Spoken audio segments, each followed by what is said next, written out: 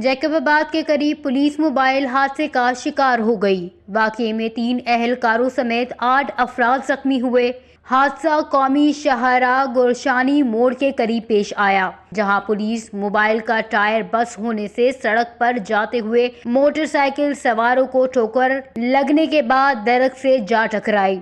Police के मुताबिक जख्मियों में कराची के रिहायशी एहलकारों में मोहम्मद अयूब, निसार अहमद और सनाउल्लाह शामिल हैं, जबकि मोटरसाइकिल सवारों की शनाख्त जहीर सोमरो, जफरुल्लाह, गफार, अकील और शहजादी खातून के नाम से हुई है।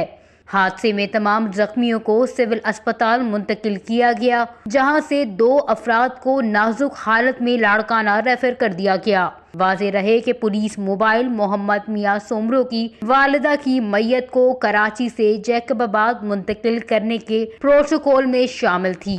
वश न्यूज़, जैकबाबाद, सिंध।